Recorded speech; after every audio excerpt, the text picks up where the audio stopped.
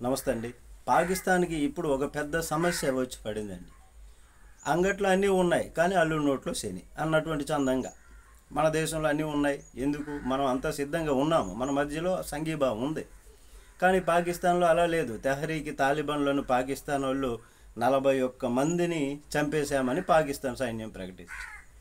అయితే పాకిస్తాన్ సైన్యానికి సంబంధించిన వాళ్ళను మేమే 38 మందిని మా చేతులతో హతమార్చామని వారు ప్రకటిస్తున్నారు, తెహరీకి తాలిబాన్. మరి అక్కడ టీటీపీ తాలిబాన్ల సరిహద్దుల్లో ఉన్నటువంటి సైన్యాన్ని ఇటు తీసుకొచ్చారు.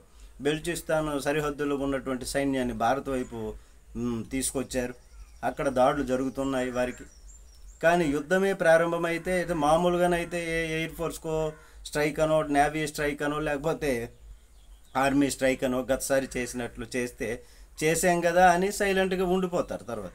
అలా కాకుండా యుద్ధమే శరణ్యం అయితే యుద్ధమే తప్పనిసరిగా చేయాల్సినటువంటి పరిస్థితి వస్తే ఆ ప్రాంతాలను స్వాధీనం చేసుకునేందుకు అవి సిద్ధంగా ఉంటాయి.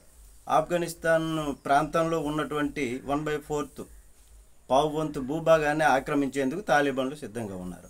అలాగే బెలూచిస్తాన్ వాళ్ళు కూడా సిద్ధంగా ఉన్నారు, స్వతంత్రులుగా ప్రకటించుకునేందుకు వాళ్ళు సిద్ధంగా ఈ విధంగా ఉన్నారు. అయితే ఇదే సందర్భంలో ఇటువైపు పీఓజేకేలో ఉన్నవాళ్ళు ఆక్రమించేందుకు సిద్ధంగా ఉన్నారు. మొత్తంగా చూస్తే 3 ముక్కలు పట్టుకుపోయేటటువంటి పరిస్థితి ఇప్పుడు వారి ముందు ఉంది పాకిస్తాన్. మరి ఇంకా భారత్పై గెలిచేటటువంటి సీన్ అసలు అది లేనే లేదు. ప్రస్తుతం పాకిస్తాన్ పాలకుల ముందు ఉన్నటువంటి అతిపెద్ద సంక్షోభం ఇది.